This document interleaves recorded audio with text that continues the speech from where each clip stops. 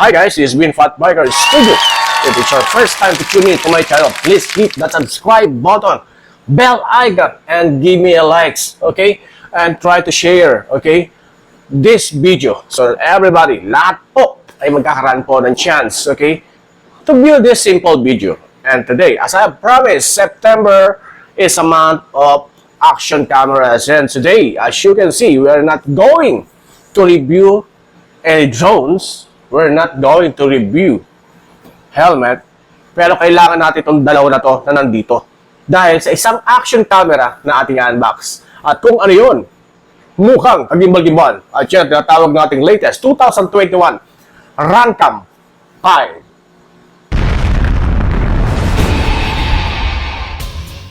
And again, this is another unboxing, no? So as you can see, just to give you a brief information about the topic that we're going, or the product item that we're going to unbox. Okay, again, this is the 2021 Runcam 5.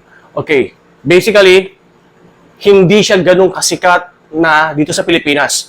But if you are a drone racer, okay, if you are a drone racer, okay, you know this brand.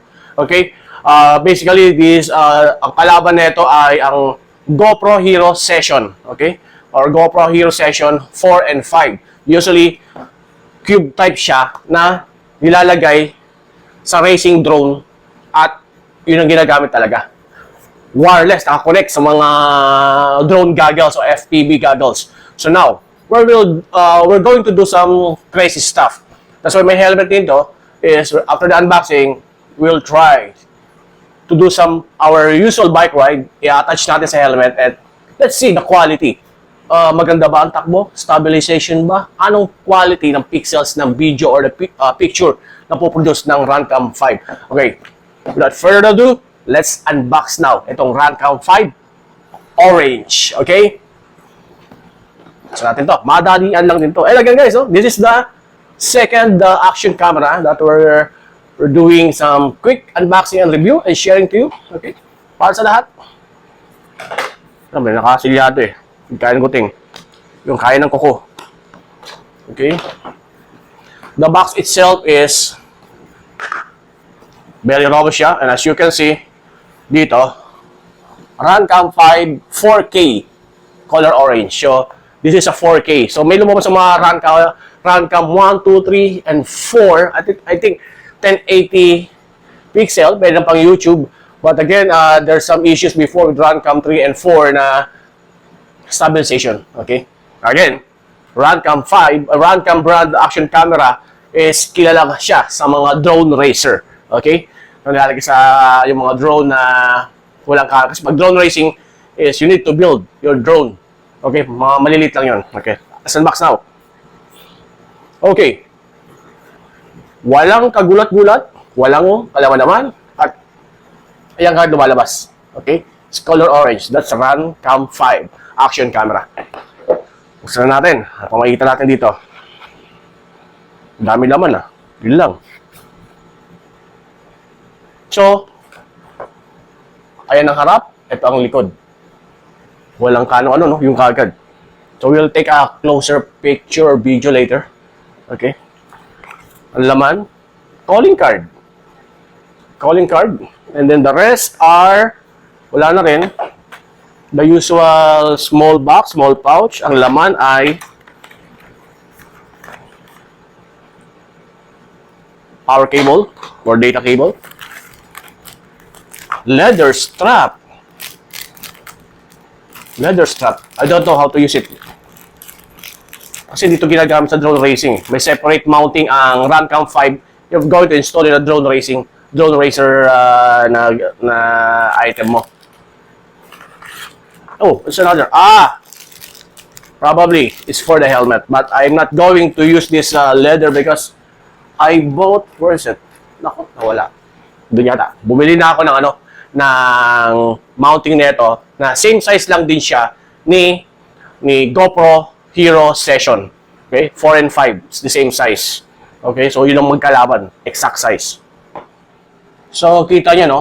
Orange, pongkan na pongkan. So, sa likod, ayun, kita nyo, yung dot 5. representing Runcam 5. Okay, buksan natin. So, foam lang siya. And there you go, your Runcam 5 action camera, as you can see. Okay. So, ano to? May drop protection na to, shockproof na rin. Okay. Splash proof. Okay. Again, this is a splash proof, not designed for waterproof. But may nabibili po na pang water o underwater na case na ito para magamit ito. And again, guys, this is 4K resolution video. Okay? So, ganun kabangis. So, makita nyo, ang charging niya still not a Type-C. Okay? Still the micro USB. Ang kanyang power on button. Okay? LED indicator. So, and then, the number 5, if you will slide it. So, guys, no? So, pag matagal nyo na to, of course, kailangan nyo ng flat or kukunyos kapal-kapal. Okay? And then, you'll see that, no? The micro SD na pwede ilagay. Okay, and then after that, just slide it up, then it's closed already. And as you can see, no, yung power on button niya, ito, okay, built-in yung battery niya. And then, yung micro USB natin, and then meron siyang 5 dito na mga butas, exhaust also, and then speaker as well.